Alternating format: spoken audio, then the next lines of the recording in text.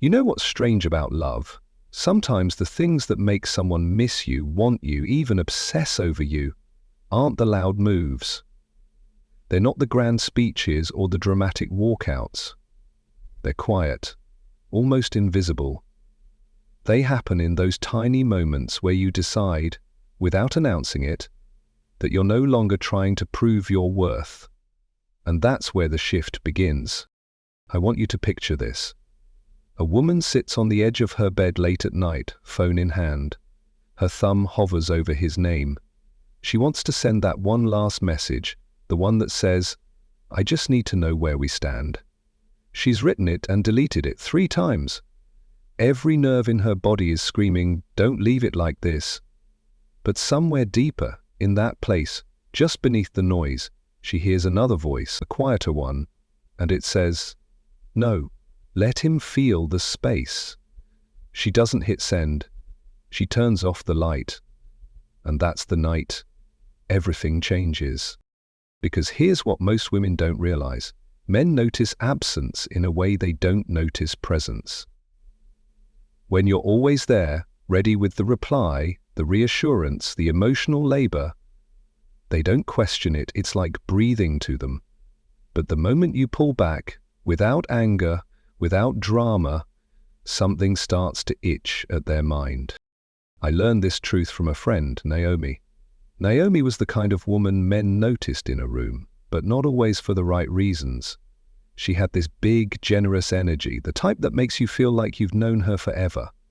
But she'd pour it out so fast, so unfiltered, that men would drink their fill too soon. She'd meet someone, and within weeks she was rearranging her schedule, cancelling nights out with friends, bending herself into shapes to fit his world. And every time, she'd end up right back at that edge of the bed moment, phone in hand, wondering why he seemed less interested. Then came Daniel. Daniel was different, or so she thought. For the first month, it felt electric. He called, he planned, he was present. But then the slow fade began. The delayed replies, the cancelled plans, the vague excuses about being busy. Naomi felt that familiar panic rising in her chest. But this time she did something she'd never done before. She didn't fight it. She didn't send the long message explaining how she felt. She didn't post a pointed quote on Instagram. She just shifted. She kept living. She went to brunch with her friends. She wore that red dress she loved even though she wasn't going to see him. She laughed too loud at dinner, took herself to a gallery, booked a weekend trip with her sister. And when Daniel texted 3 days later, "Hey, you've been quiet," she just smiled. "Yeah," she said. "I've been busy." That was the quiet move, not the silence itself, but the energy behind it. She didn't pull back to punish him. She pulled back because she was filling her own life again. And here's the thing. Men can smell the difference between punishment and peace. Punishment smells like tension. Peace smells like mystery. See, when you're not chasing, he starts to wonder where your attention is going, and the truth is, your attention is the most valuable thing you have. When you give it freely, constantly, without pause, it loses weight. But when you place it carefully, when you guard it like the rare currency it is, it becomes magnetic. I remember asking Naomi how it felt, that moment she chose not to hit send. She said it was terrifying at first, like standing at the edge of a cliff with no safety net. But then something surprising happened. She realized she wasn't falling. She was standing, firm, and that strength, that groundedness, started to feel better than his approval ever had. If you've ever been in that place, checking your phone every hour, analyzing every word he says, you know how consuming it can be. It's like your whole nervous system is tuned to him. But imagine what happens when you tune it back to yourself. Imagine the space that opens up when you stop performing for his attention and start living for your own joy. That's when the quiet move becomes irresistible. Because obsession doesn't grow from being fed constantly. It grows from wondering, from missing, from imagining what you're doing when you're not there. Men don't lie awake at night thinking about the woman who always answers. They lie awake thinking about the woman whose absence they can feel. And here's the truth I need you to hear. This quiet move, it's not about manipulation.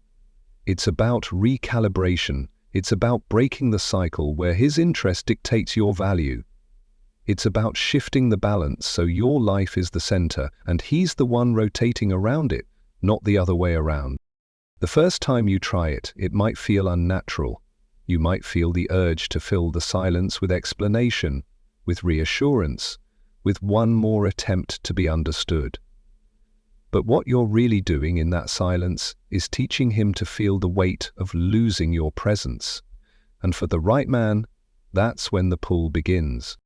Naomi told me Daniel didn't just come back, he came back different, more intentional, more curious. But here's the twist. By the time he did, she wasn't the same woman waiting for him. The quiet move hadn't just made him notice her, it had made her notice herself. And that, my friend, is the real magic. There's a moment every woman faces when she tries the quiet move for the first time. It's the moment where the silence stops feeling like a choice and starts feeling like a risk. Your heart beats faster. Your mind starts spinning stories. What if he forgets me? What if he never calls? What if this was my only chance? That's the test. That's where most women cave. Not because the quiet move doesn't work, but because they mistake discomfort for danger. But let me tell you about Rachel. Rachel was a slow burn kind of woman, not flashy, not the loudest in the room, but unforgettable once you really saw her. She'd been with Matt for 8 months when she noticed something. She was always the one keeping the connection alive. The texts, the weekend plans, the little check-ins, they were all coming from her side. Matt would respond, sure, but there was no initiation, no chase. One night over dinner with her best friend, she said, "I just want him to feel about me the way I feel about him." Her friend leaned in and said, "Then stop making it so easy." So Rachel did something radical, at least for her. She stopped reaching out first. She didn't disappear, she didn't ice him out, she just removed herself from the driver's seat. And here's what happened. For a few days, nothing. Then the little breadcrumbs started. A "Hey, how's your week" on Thursday? A "You've been quiet" on Saturday. By the following week, he was texting in the morning, calling at night, and this is key, planning dates again. You see, the quiet move works not because you're withholding, but because you're inviting. You're inviting him to step into the space you've been occupying alone. And here's where psychology comes in. People value what they earn. If you've been giving attention without him lifting a finger, it's not his fault he's taken it for granted. It's human nature. But the second he has to work for it, the second he has to wonder, he's emotionally investing again. Now I can already hear the question, but what if I lose him? And my answer is, if quiet, peaceful space is enough to lose him, you never had him. A man who wants you will bridge that space. A man who's just comfortable with what you give will drift until there's nothing left. The quiet move doesn't ruin healthy relationships. It reveals them. There's another layer here that most women miss. It's not just about silence. It's about energy.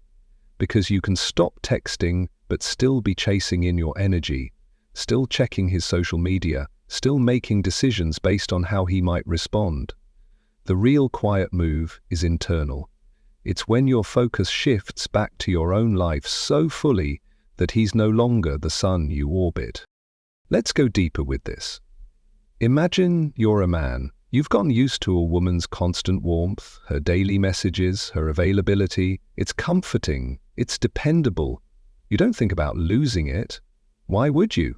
Then one day, without warning, she's still kind, still present when you reach out, but she's no longer there on demand. You have to wait. You have to wonder. You have to think about her. And in that wondering, in that little ache of uncertainty, desire starts to stir again. The reason it works is because mystery is magnetic.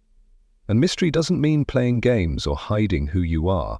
It means having a life so rich, so full, that he can't see all of it at once. I think of Julia when I say this. Julia was a single mum, busy, grounded, and full of life. When she met Ryan, she liked him instantly, but she made a decision early on. She would not abandon the life she'd built just to fold into his. They saw each other often, but she didn't cancel her book club for him. She didn't skip her weekend hikes. She didn't even answer every call. Sometimes because she was with her son, sometimes because she was in the middle of a good movie. Brian once told her, "I feel like I'm always chasing you a little, even when you're right here." And that's exactly it. The quiet move isn't cold, it's warm, but it's not all-consuming. It's presence without possession. Women often ask me, "But isn't this just playing hard to get?" No. Playing hard to get is a performance. You're pretending to be busy, so he thinks you're valuable. The quiet move is reality. You actually are busy because your life is valuable. Now, let's be real. If you're listening to this right now, part of you is thinking about a man in your life. You're wondering if you've been making it too easy, if maybe you've been pouring so much energy into keeping him close that you've left nothing for him to give back. And maybe there's a little fear in that realization, because you know pulling back means seeing the truth of what's there. But here's the thing. When you master this quiet move, you don't just make him obsess over you, you make yourself obsess over your own life again. You start to remember the woman you were before you made someone else the center of your world. And that's when everything shifts. Because men don't just fall for women they like, they fall for women who like themselves. The beauty of the quiet move is that it doesn't require speeches, ultimatums, or drama. You don't need to tell him you're pulling back. You don't need to prove a point. All you need to do is step into your own life so fully that his curiosity does the rest. And when it happens, when that message comes in, when his voice on the phone has that little edge of urgency, you'll know it wasn't an accident. You'll know it was the quiet move, working exactly the way it's supposed to. There's a strange thing that happens when you stop chasing someone. At first you feel the emptiness, the space where you used to send the good morning text, the space where you used to adjust your plans so he'd feel prioritized, the space where you used to overthink every little signal. And that space can feel like a loss, but give it time, and that same space becomes your power, because in that space something starts to grow. Your voice, your desires, your presence. The you that isn't measured by how much you matter to him. And here's the beautiful irony. The more you fill that space with your own life, the more he feels the gap you've left in his. I want you to picture this. A man lying in bed at midnight, staring at his phone. For weeks, months maybe. He's known exactly where you are, what you're doing, how you're feeling because you've told him. Without even asking, he's had access to your inner world. But tonight, he doesn't. You're not angry, you're not posting cryptic quotes. You're just gone from his immediate reach. And now, for the first time in a long time, he's wondering. What is she doing? Who is she with? Why isn't she here like she always is? That wondering is the beginning of obsession. An obsession is not born from constant feeding, it's born from hunger. But here's the part they don't tell you. The quiet move isn't really about him. It's about you reclaiming the version of yourself that existed before you bent your life to fit his. It's about remembering that you are not someone's option, someone's convenience, someone's background comfort. You are the event. You are the destination. And when you live like that, when you walk into a room already whole, men feel it in their bones, because nothing is more intoxicating than a woman who is there by choice, not by need. I think of Alina when I say this.